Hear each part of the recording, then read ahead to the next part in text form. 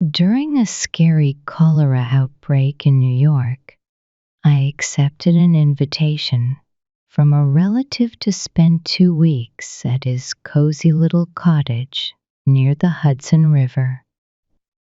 The place was lovely, and we had plenty of fun activities to keep us busy, walking through the woods, sketching, boating, fishing, swimming, playing music, and reading.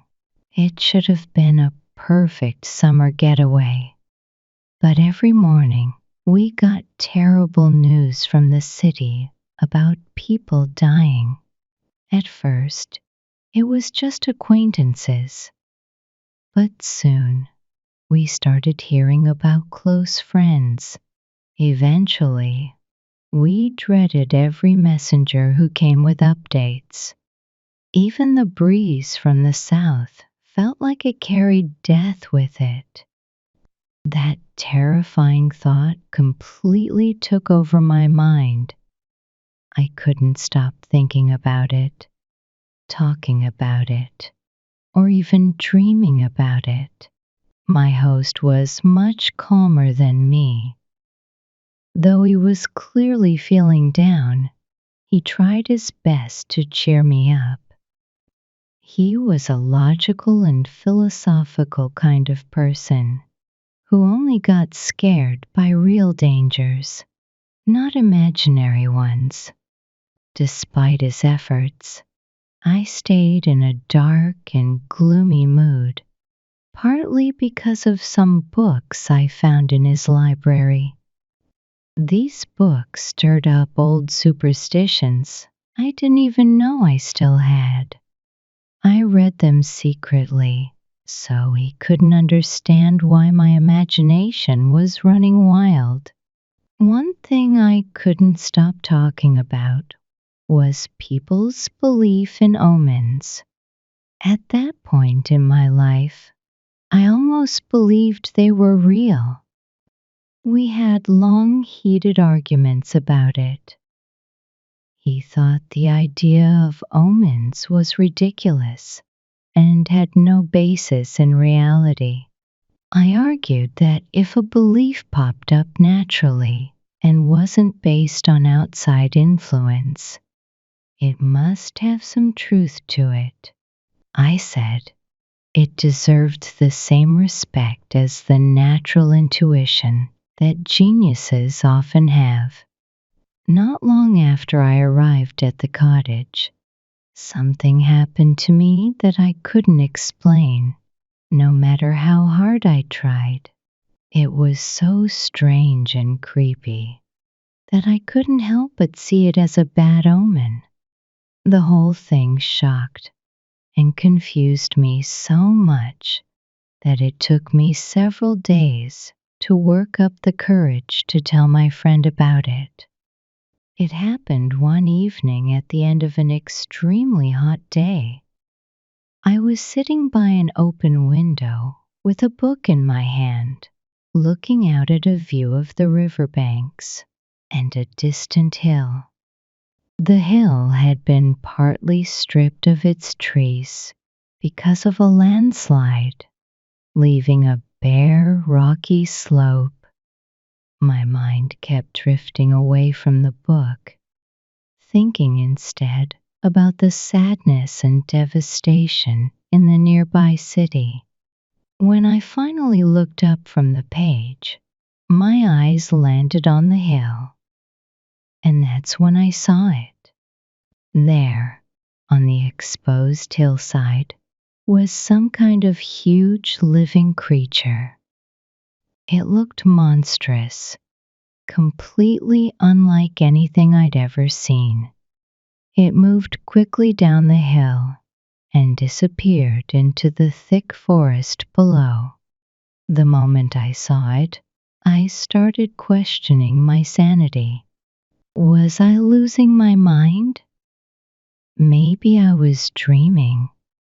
It took me a long time to convince myself that what I'd seen was real. But now, as I try to describe this thing, I feel like you're going to have a harder time believing me than I had believing myself. Judging its size compared to the massive trees it passed, this creature was bigger than any ship ever built, and I mean really big, like one of those huge warships. Its body reminded me of a ship's hull. At the front of this hull was a long trunk, about 60 or 70 feet long, and as thick as an elephant's body.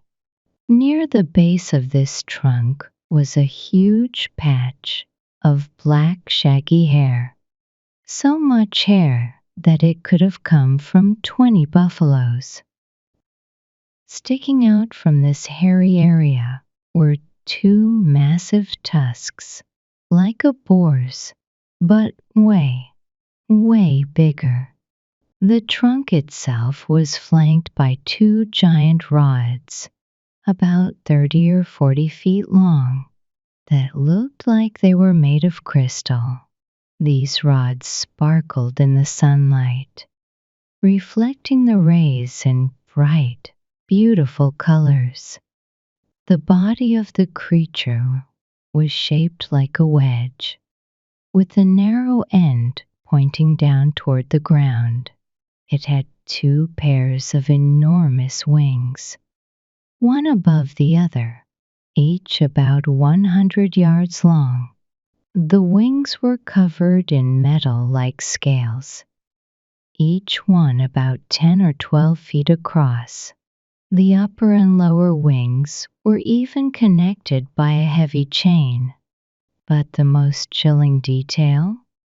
On its chest, there was a massive image of a skull, a death's head, painted in stark white against the creature's dark body.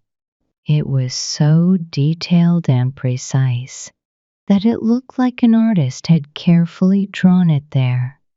As I stared at this terrifying beast, especially that skull on its chest, I felt completely overwhelmed by fear and a deep sense of dread, like something terrible was about to happen. Then, as I watched, the monster opened its giant jaws at the end of the trunk and let out a sound so loud and sorrowful that it felt like the ringing of a funeral bell. The sound shook me to my core. As the creature vanished into the forest, I fainted and collapsed onto the floor. When I woke up after fainting, my first instinct was to tell my friend everything I had seen and heard. But for some reason, maybe embarrassment or fear, I couldn't bring myself to do it. I just couldn't explain why I felt so hesitant. A few days later, we were sitting together in the same room where it all happened. I was in the same chair by the window, and he was lounging on a nearby sofa. Being in that exact spot again stirred up my memories, and I finally decided to tell him about the strange thing I had witnessed. At first, he laughed like it was the funniest thing he'd ever heard. But then his expression changed, and he got really serious, like he was worried I might be losing my mind. Right at that moment, I saw the creature again. It was right there on the hill, just like before. I shouted and pointed it out, trying to get him to look at it. He leaned forward, squinting to see what I was talking about, but he said he couldn't see anything.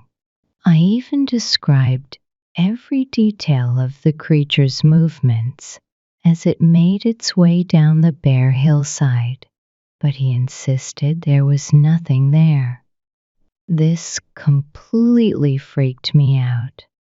I started thinking. Maybe this is a sign I'm about to die. Or worse, am I going insane? I leaned back in my chair and buried my face in my hands, overwhelmed by fear and confusion. When I finally looked up again, the creature was gone. My friend seemed calmer now, but he started questioning me in detail about what the monster looked like. I answered all his questions, describing everything as clearly as I could. Once I was done, he let out a deep sigh, like a huge weight had been lifted off his shoulders. Then, in a strange twist, he started talking about philosophy, coldly and calmly, as if nothing strange had just happened. He brought up one of our previous debates, saying that people often make mistakes because they don't judge things correctly based on how close or far away they seem. For example, he said, if we want to understand how democracy will affect humanity, we can't ignore how far off its full realization might be. But tell me, has even one writer on government ever discussed this part of the issue? He paused after that, got up, and grabbed a book from his bookshelf. It was one of those basic natural history books. He asked me to switch seats with him so he could read the small text more easily. He sat in my chair by the window, opened the book, and started talking again in the same calm, almost detached way as before. Thanks to how detailed your description of the monster was, he said, I can actually explain to you what it really was. Let me read you a basic school-level description of a type of insect called the sphinx, which belongs to the family Crepuscularia, order Lepidoptera, under the class of insects. Here's what it says. 4 thin, see-through wings covered in tiny metallic-looking scales, a mouth shaped like a curled-up tube created by the extended jaws, with small fuzzy feelers on the sides, the lower wings attached to the upper ones by a stiff hair, antennae shaped like a long prism-like club, a pointed abdomen. The Death's Head Sphinx has scared a lot of people in the past, with its eerie cry and the skull-like markings on its chest. He closed the book and leaned forward in the chair, sitting exactly where I had been when I saw the monster. Ah, there it is, he said after a moment, pointing. I have to admit, it's a very unusual looking creature. He paused for dramatic effect, before adding with a smirk, but it's definitely not as huge or as far away as you thought. He leaned in even closer to the window and said, in fact, as I watch it wriggle its way along this thread, a spider web stretched across the window frame, I can see that it's about the size of a grain of rice. It's also about the same distance from my eye as that grain of rice would be if I held it up right here.